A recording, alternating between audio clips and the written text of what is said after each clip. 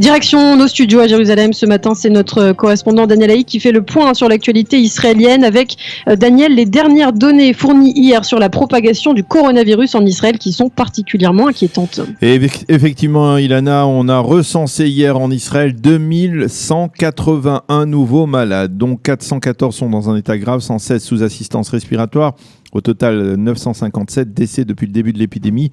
Mais c'est donc le nombre de malades qui a franchi la barre des 2000 malades quotidiens qui préoccupent en particulier les responsables sanitaires en Israël. Des responsables qui vont se réunir demain pour une réunion urgente du cabinet restreint interministériel de lutte contre le coronavirus, à l'issue de laquelle ils devront décider s'ils imposent un confinement dans les villes dites rouges. Je vous rappelle que selon les critères déterminés par le coordinateur national, le professeur Roni Gamzou, il y a actuellement 23 localités israéliennes rouges, qui signifie que leur taux de contamination est particulièrement élevé. C'est le ministre de la Santé, Yuli Edelstein, qui prône ce confinement dans ces villes rouges. Mais si cette demande devait être repoussée par d'autres ministres, eh bien, des mesures intermédiaires pourraient être prises, comme par exemple un couvre-feu de 20h à 5h du matin le lendemain, toujours dans les villes rouges, afin d'empêcher les rassemblements tels que des mariages, bar mitzvah ou autres fêtes de famille.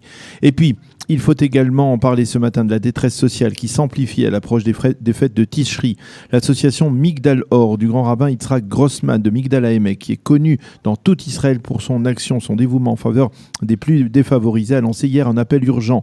Nous assistons à une augmentation de 300% du nombre de sollicitations par rapport à l'année dernière de la part d'Israéliens particulièrement touchés par la crise économique et qui nous réclament des paniers alimentaires et d'autres aides économiques. Les responsables de l'association ont qualifié la situation de catastrophique sur le plan social et ils insistent sur le fait que parmi les sollicitations se trouvent ce qu'ils ont appelé de nouveaux pauvres qui jusqu'à présent vivaient dans une situation correcte mais qui avec la crise du coronavirus ont sombré en deçà du seuil de pauvreté en Israël.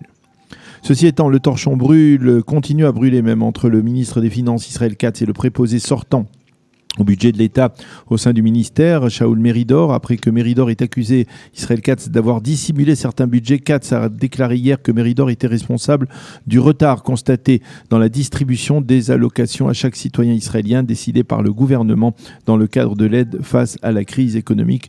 Il s'agit là de la fameuse décision d'attribuer à chaque Israélien quelques 750 shekels d'aide économique. La délégation israélienne est rentrée hier de sa visite historique à Abu Dhabi, visiblement très satisfaite de la teneur des contacts qu'elle a eus avec les responsables des Émirats.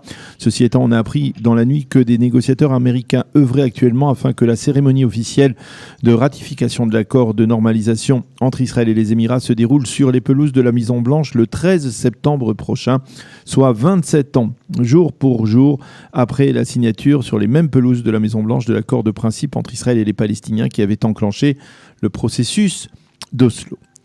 L'émissaire du Qatar dans la bande de Gaza, Mohamed El Hamadi, a révélé hier soir qu'Israël et le Hamas avaient été très proches d'une confrontation militaire ouverte au cours des derniers jours et que celle-ci a été évitée grâce aux arrangements conclus avec les organisations terroristes par sa médiation. Il a souligné que ces arrangements devaient avoir un impact économique positif sur la situation dans la bande de Gaza et créer des emplois dans la ville palestinienne. Le président de l'État, Reuven Rivlin, lui a remercié hier l'émissaire du Qatar pour les efforts qu'il a entrepris, efforts qui ont donc abouti à un accord de cessez-le-feu après 3 semaines de tirs de roquettes et de lancers de ballons incendiaires de la part des Palestiniens à Gaza.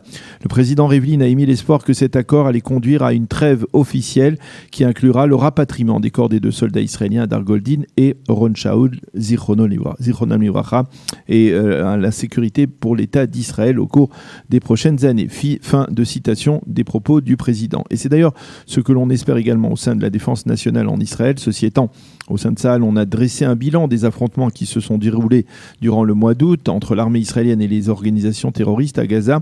Selon les données de l'armée, Tsahal a frappé pendant 19 nuits plus d'une centaine de positions militaires du Hamas dans la bande de Gaza. Il aurait porté un coup dur aux infrastructures terroristes. Quant aux ballons incendiaires, ils ont déclenché plus de 400 incendies dans le pourtour de la bande de Gaza et détruit plusieurs dizaines d'hectares de champs.